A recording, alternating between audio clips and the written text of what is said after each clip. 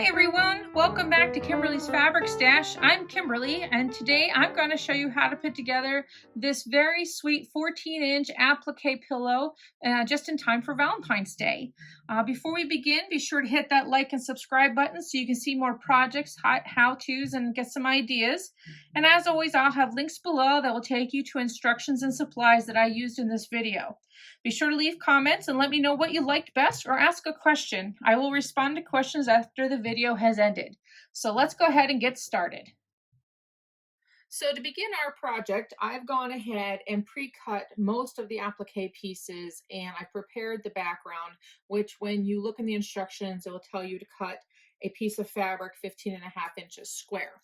So in my case, I'm using the Quilter's Flower collection from Henry Glass, and this is a piece of paisley that I think would look great for this pillow. So the instructions include a template area. So I'm going to, and it has on here lines so that I know exactly where I will be doing my handwork there and then where the applique pieces are going to line up. So doing that, again, I've already cut out these pieces here. And at this point, I wanted to share with you how I go ahead and do my applique, because I've gone ahead and put one of the pieces that we need. This is a stem piece, and I'm going to use my Karen K. Buckley applique scissors, which I can't say enough good things about these scissors. If you don't own a pair, I would highly suggest picking up a set. If you love applique, these are just the best because they have a very sharp point here, and they're very lightweight. So if you have trouble with your two scissors and they're too heavy, you should definitely switch to maybe a set of applique scissors like these, and make cutting out a lot simpler. So I'm going to go ahead and cut out, and I've already pressed or I've marked all the templates out on my Heat and Bond Press Light material. So there I've cut out a stem, and I like Heat and Bond Light because when I go to the sewing machine and start my applique process, I know it's not going to gum up my needle. Now, if you have no intention of appliquing with the sewing machine or by hand, you could instead do this whole process with the regular Heat and Bond heavy duty, and again, you're just going to be pressing that down and you won't be doing any handwork through it because the glue is so thick you won't be able to push the needle through it. But I use Heat and Bond Light because I do plan on appliquing around each of my shapes. And the other thing that I wanted to share with you, I left one applique shape that I have not cut out, nor have I pressed it to the material yet, because this one, if you look at the front of the pattern, there is a little girl holding a heart, and that was probably a piece of fabric that they found and then they fussy cut around it. Well, I didn't have that, but I do happen to have this sheet here. Now what this is the foundation sheets that you can run through your printer. And so I took a piece of clip art and I made sure it was a free clip art design, and you can go online and find free clip art. And I went ahead and downloaded that into Google Docs, and then I printed it off on this transfer paper, and there will be a link at the bottom to the type of transfer paper that I use. This is in my opinion, the highest quality transfer paper because the images come out very clear. They're not yellowed. If you have a photograph and you want to do something with a photograph, this is the best paper. You can hardly distinguish between the photograph and this. And basically what this is a piece of cotton that's adhered onto a piece of like a laminate that will go through your inkjet printer. Now, you're not going to want to use a laser jet printer to do this process. Instead, you definitely are using an inkjet, only because your laser printer will melt the paper. So what I've done is I've saved off this piece of, I've already traced it onto a piece of Heat and Bond Light, and then I'm going to lay that over top of where my clip art is. And I had already sized my clip art just using basic photo software, and I sized that knowing how big this heart here was going to be. So basically what I'll do now is just cut out around that heart, and I'll peel off that back paper, and then I will use my heat and bond light to go ahead and uh, seal that down. So then I'll be able to use it in my process. And of course, this has to. So when you actually print off, so there I've just peeled off the background from my foundation sheet here. And when you print from your inkjet printer, be sure to allow 15 minutes, as the package indicates, for that ink to dry before you start doing anything with it. So now I'm going to take my heat and bond light, and I'm going to flip this over and make a little cutout from it. So I'm going to go ahead and do that, and actually I'm going to move this over. Now I'm on my wool press sheet here, and I think I'm going to trim this up a little bit closer to the heart, so that I can make sure that I get this right on top of what I'm doing. And I'm going to trim this so it's a little bit closer. That way everything lines up the way I want it to line up. And then we'll go ahead and press this down. So I'll try not to wreck everything here. Okay, so I'm going to do this from the reverse side. Now, at the same time I'm doing this, I'm going to use a silicone press sheet, or if you have an applique press sheet, because I don't want to get this onto my background fabric. So I'm going to go ahead and iron that down just like so. Actually, I'm on the wrong side here. Go this way. I'm going to iron that down. Again, I'm using a piece of silicone, and that will adhere to that. And then I'm going to finish cutting out my heart. So basically all I just did was put a little bit of glue on this paper, on this foundation sheet, and then I'm going to cut this out following the design. And then when it's time to add it to my pillow top here, all I have to do is just peel that off, and it'll be already now sticky. So that's how I'm going to add a piece of clip art to the front of my pillow. So we're going to take and put this template back here, and I've already marked the center of my pillow, and I'm going to again line that up. And at this point, the pattern pieces are all labeled with letters of the alphabet. So all I have to do is look on the instructions and figure out what's going to be laid down first. So it starts with A and B, and I've already done A. Now, in my case, A is a piece of Fairy Frost from Michael Miller, and it has some little bit of glitter to it. So I'm going to go ahead and place that here. And this is not going to be an exact science, but okay, I got that down. And now from there, I can go ahead and start building out my hearts. So it's important that you follow the order of the lettering. That way everything lines up just how it should be. And this is a piece, this fabric here is a Wilmington scroll that's pink. So that is my A and B. And then the next part that's going down is C. So now at this point, if you want to press to hold those, you can. The other thing you can do is take your silicone again, or your applique pressing sheet, and C is actually layered. If you look at the instructions, C is a layered heart. So C comprises C here, and then D, which is this one. I'm just going to put this over top so you can kind of see how we are going to layer this. So this is C, and then D. I'm going to do that. And then the letter E. Again, you see a piece of Fairy Frost there. So I'm going to put the E right there. And then F is a little tiny heart. So we're going to do that. So the instructions are really well written. So at this point, I can just go ahead and put all those together, iron them right on my silicone sheet here, or again, if you have an applique press sheet, you can go ahead and just do that. And then this peels up all in one piece, which is fantastic. They have an odd little piece here called G. I think it's supposed to make it look like it's a tab. We'll go ahead and add it, but that one goes there. So I'll go ahead and put G down. So if you have a silicone baking sheet, that's exactly kind of what I'm using right now, is the silicone baking sheet. So now I have them all layered together. I'll move that out of the way. That's going to go about here, it looks like, in our process.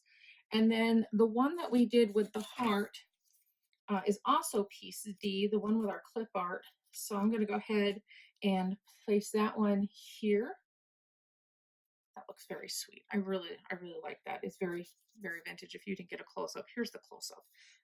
I like vintage Valentines, and I just think that this is very, very cute. So let's see here. Then we build out over here. So we have these little hearts. This is H. And if I could, all right. So one of the H's is going to go up in this area. And then we're going to be making stems when we do the handwork on this. And the other one is going to go approximately here.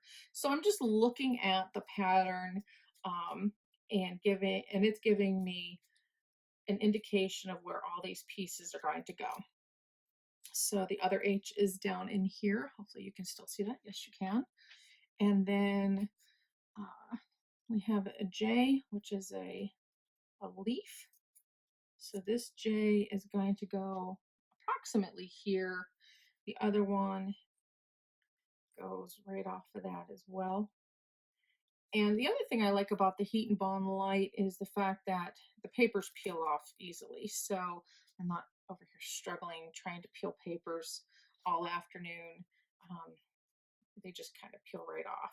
And they hold really well until you can get over to the machine, or if you're a hand applicator, it'll hold while you get your hand applique portion done. So we're just building out this heart on the front of our pillow, and then I'll go ahead and put these stems on. Notice I haven't ironed everything down just yet. I did the preliminary build out here, but I want to make sure that I have all my pieces just perfectly correct before I finalize with the iron, because once it's ironed, there is nothing I can do to pull those back up without ripping fabric, and that's kind of not what I want to do here. So the stems are from Maywood Studio. So if it's the Shadow Play collection I use for my stems, and I have another stem here. It looks like I'm going to move him up just a hair because this stem kind of tucks in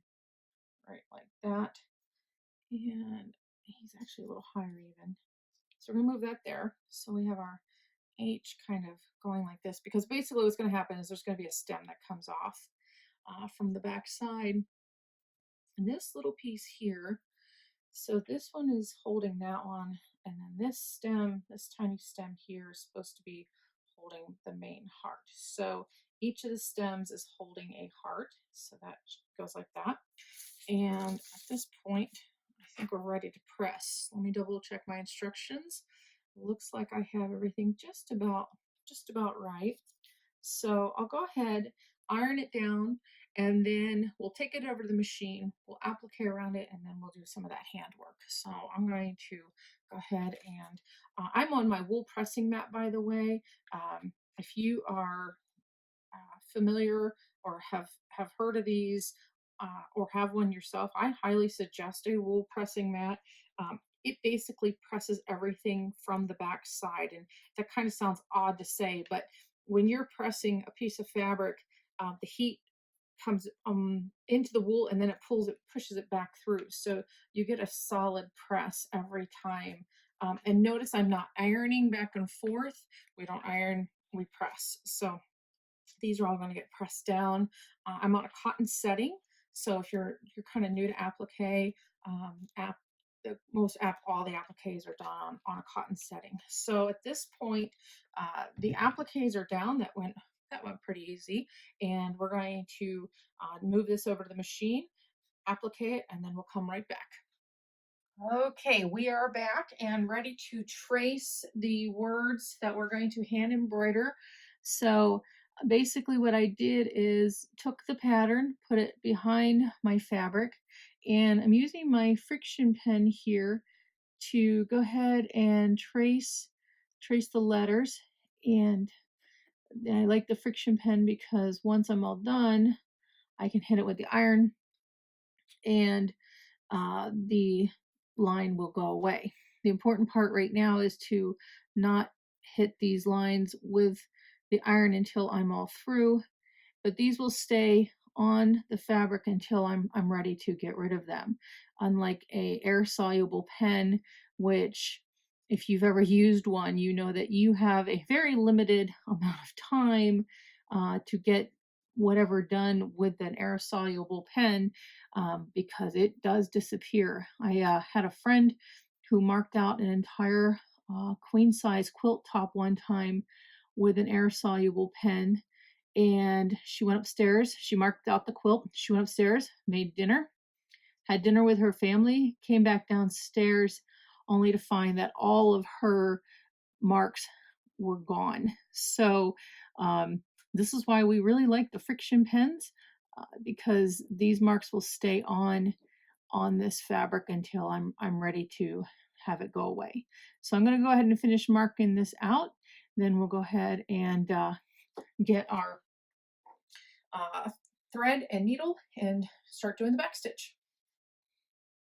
Okay, so at this point we have done all the handwork, the hand embroidery on the front of our pillow. So I'm going to go ahead and give this a press since it kind of got a little wrinkled during the hand embroidery process. So I'm going to go ahead and press that out.